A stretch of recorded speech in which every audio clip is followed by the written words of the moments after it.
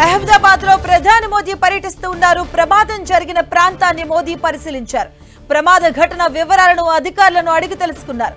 అక్కడి నుంచి అహ్మదాబాద్ సివిల్ ఆసుపత్రికి వచ్చి బాధితులను పరామర్శిస్తున్నారు మోదీ. వారి ఆరోగ్య పరిస్థితిపై వైద్యులను అడిగి తెలుసుకుంటున్నారు. ఈ ప్రమాదంపై ప్రధాని మోదీ తీవ్ర దిగ్భ్రాంతిని వ్యక్తం చేశారు. ఆయన వెంట గుజరాత్ సీఎం భూపేంద్ర పటేల్, కేంద్ర పౌర విమానయాన శాఖ మంత్రి రామ్మోహన్ నాయుడు, రాష్ట్ర హోంమంత్రి హర్ష్ సంఘవి తదితరులు ఉన్నారు.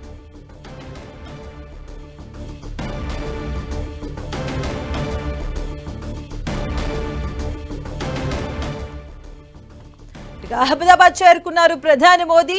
అక్కడ విమాన ప్రమాద బాధితులకు మోదీ పరామర్శిస్తున్నారు. సివిల్ ఆసుపత్రికి చేరుకున్నారు, బాధితులను పరామర్శిస్తున్నారు. అలాగే దానికంటే ముందుగా ఘటన జరిగినటువంటి ప్రాంతాన్ని పరిశీలించారు మోదీ. అధికారులను వివరాలను అడిగి తెలుసుకున్నారు. అలాగే ప్రమాదం జరిగినటువంటి అంశాలను కూడా అధికారులు వివరిస్తూ ఉన్నారు మోదీ వెంట. అలాగే రామ్మోహన్ నాయుడు, కేంద్ర మంత్రి రామ్మోహన్ నాయుడు, సీఎం భూపేంద్ర పటేల్ కూడా ఉన్నారు. ప్రమాదం ఎలా జరిగింది అన్న ప్రాథమిక అంశాలను అధికారులు వివరిస్తున్నారు ప్రధాని మోదీకి. అహ్మదాబాద్ లో ప్రధాని మోదీ పర్యటిస్తూ ఉన్నారు. విమాన ప్రమాద ఘటనా స్థలాన్ని పరిశీలించారు ప్రధాని మోదీ. అధికారులను వివరాలను అడిగి తెలుసుకున్నారు. అలాగే సివిల్ ఆసుపత్రిని కూడా సందర్శించారు.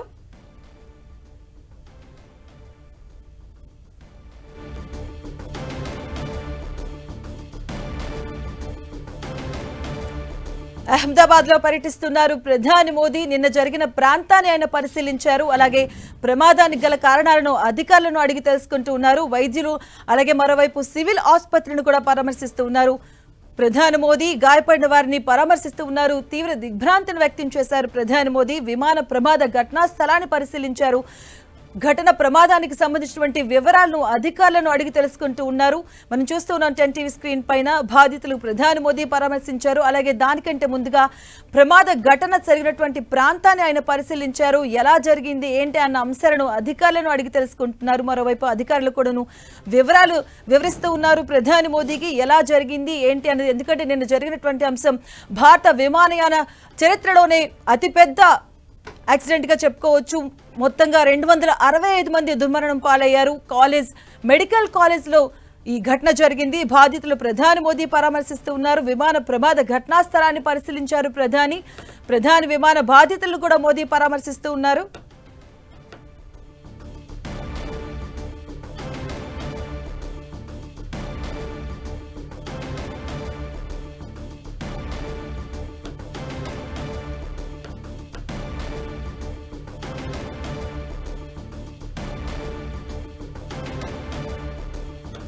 అహ్మదాబాద్ లో ప్రధాని మోదీ పర్యటిస్తున్నారు. దీనికి సంబంధించిన పూర్తి అప్డేట్స్ మా కరెస్పాండెంట్ గోపి అందిస్తారు. గోపి,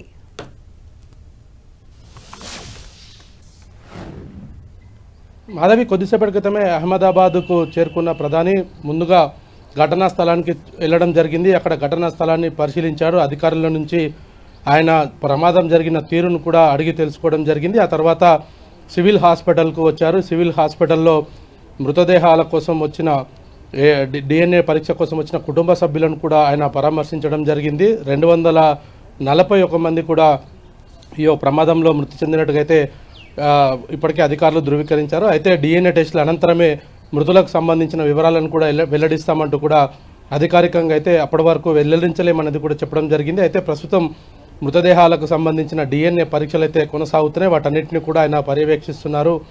అయితే ఘటన జరిగిన తీరుకు సంబంధించి కూడా కొంత కీలక సమాచారం అయితే అందుతుంది. ఇందులో కొంత టెక్నికల్ ప్రాబ్లం తోటే ఈ యొక్క ఫ్లైట్ ఒక్కసారిగా కుప్పకూలిపోయినట్టుగా తెలుస్తుంది. వింగ్స్ పైన ఇటు left side right side wings పైన ఉండే షీల్డ్స్ ఓపెన్ కాకపోవడంతో, అదేవిధంగా ఈ ఫ్యూయల్కి సంబంధించిన మదర్ బోర్డులో కొంత సాంకేతిక లోపం తలెత్తడంతో ఒక్కసారిగా ఇంజన్స్ 2 కూడా ఆఫ్ అయిపోయినట్టుగా తెలుస్తుంది. ఈ ఫ్లైట్కి సంబంధించి 1,15,000 లీటర్లకు సంబంధించిన పెట్రోల్లో ఇటు 2 వింగ్స్ కింద 2 పెట్రోల్ ట్యాంక్స్ ఉంటాయి. అదేవిధంగా కింద ఇంకొక పెట్రోల్ ట్యాంక్ ఉంటుంది. ఈ మూడింటిని కూడా సమన్వయం చేస్తూ ఇంజన్కి ఫ్యూయల్ సక్రమంగా అందే విధంగా ఒక మదర్ బోర్డు యూనిట్ అనేది కూడా పనిచేస్తుంది. ఆ మదర్ బోర్డు యూనిట్లో కొంత సాంకేతిక లోపం రావడంతో, ఆ మదర్ బోర్డు పనిచేయకపోవడంతో కూడా ఒక్కసారిగా ఫ్యూయల్ అంతా ఇంజన్కి అందకపోవడంతో సడన్గా ఇంజన్ ఆగిపోయినట్టుగా అయితే తెలుస్తుంది. టేకాఫ్ అయిన వెంటనే ఫ్లై ఆఫ్ కూడా కావాల్సి ఉంటుంది. ఫ్లై ఆఫ్ కోసం ఇంజన్ సమర్థవంతంగా పనిచేయాల్సిన పరిస్థితి ఉంటుంది. కాబట్టి ఆ ఇంజన్ సమర్థవంతంగా పనిచేయడంలో ఫ్యూయల్ చాలా కీలక పాత్ర పోస్తుంది. దానికి సంబంధించిన మదర్ బోర్డు పనిచేయకపోవడంతో ఈ యొక్క ప్రమాదం జరిగిందనేది కూడా కొంత డీజీసీఏ కొంత ప్రాథమిక అంచనాకు వచ్చినట్టుగా కూడా తెలుస్తోంది.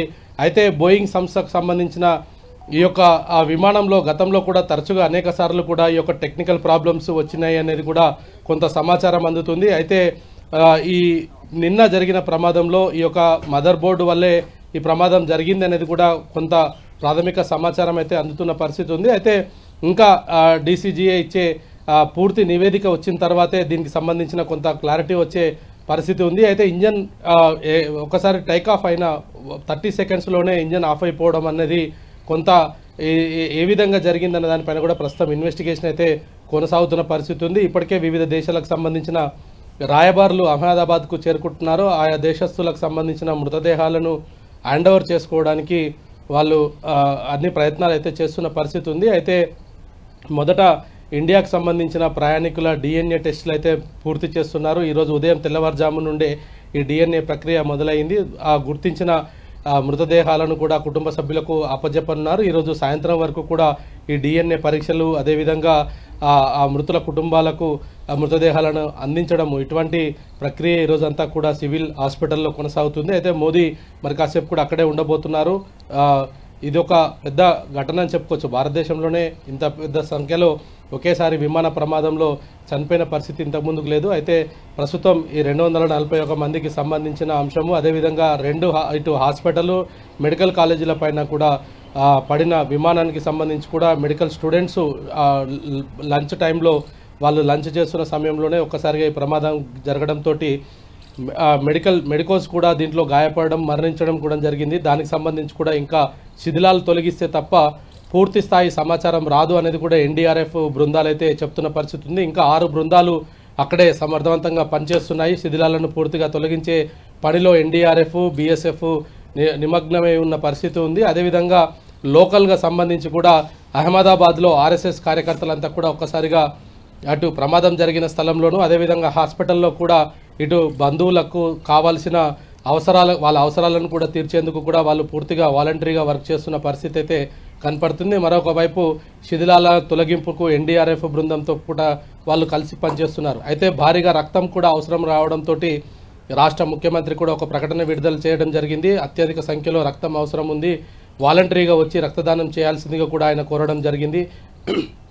ఒకవైపు సహాయక చర్యలు కొనసాగిస్తూనే మరొక వైపు ఈ ఘటనకు సంబంధించిన ఇన్వెస్టిగేషన్ కొనసాగుతుంది. అసలు ప్రమాదం ఏ విధంగా జరిగింది, టేకాఫ్కి క్రాష్ అవ్వడానికి దాదాపు ఒకే నిమిషం సమయం ఉండడంతో ఇంత ఎలాంటి ప్రమాదం ఏ విధంగా జరిగిందన్న దానిపైనే ప్రస్తుతం అయితే కొంత పరిశోధనలు జరుగుతున్నాయి. అక్కడ ఉన్న బ్లాక్ బాక్స్ని ఇప్పటికే ఎన్ఎస్జీ అధికారులు స్వాధీనం చేసుకొని డీజీసీఏకు అప్పజెప్పడం జరిగింది. డీజీసీఏ కూడా వాటిని రిట్రీవ్ చేసే పనిలో ఉన్నారు.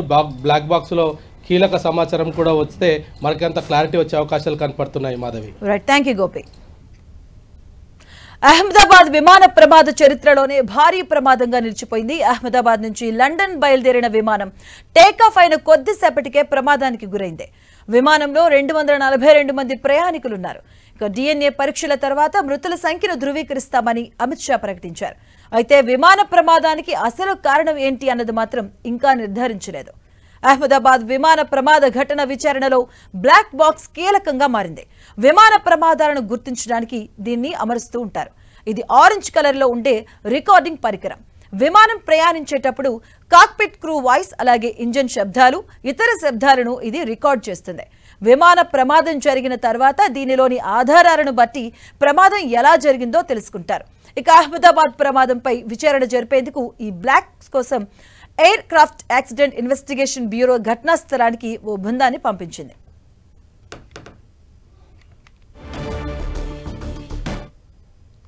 అహ్మదాబాద్ విమాన ప్రమాదంపై విచారణ ప్రారంభమైంది. బ్రిటిష్ ఏజెన్సీ విచారణ షురూ చేసింది.